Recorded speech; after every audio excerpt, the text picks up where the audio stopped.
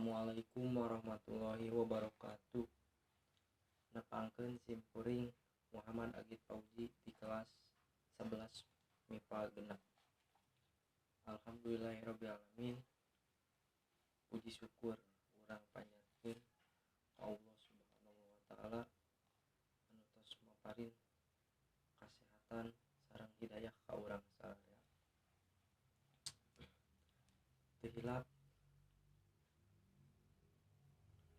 sholawat serta salam urang limpahkeun ka junjungan urang sararea nyaeta Nabi Muhammad sallallahu alaihi wasallam, ka para sahabatna, ka para tabi'in jeung ka urang sararea.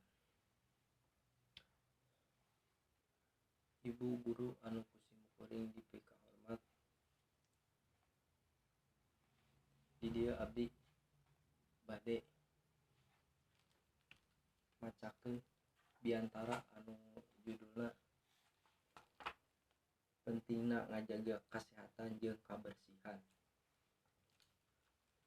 Dina waktos ieu abdi bade ngadugikeun pentingna urang ngajaga kasehatan kanggo hirup urang sadayana. Urang sadayana wajib ngajaga kasehatan sareng kabersihan lingkungan, teras urang teh kedah ngalaksanakeun hirup sadibinten jeung cara anu sehat. Misalna ngabersihkeun awak pas urang keur ibak, bersihan kuku, nyikat waos anu rutin jeung sajabana. Tah eta teh conto cara hirup anu sehat. Conto anu sanesna, urang kedah miceun runtah di tempatna, teu kenging di mana wae.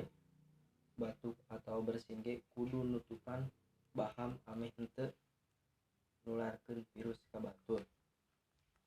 Urang teh kedah mika cinta kanggo kabersihan diri urang, sangkan hate urang ge suci jeung bersih.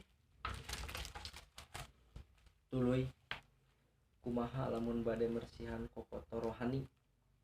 Tah, carana nyaeta kudu ningkatkeun kaimanan urang jeung ibadah urang ka Gusti Allah.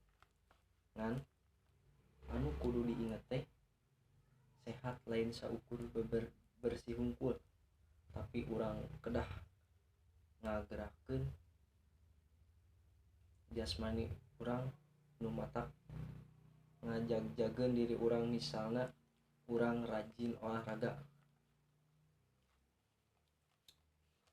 jeung tuangan oge kedah anu sehat.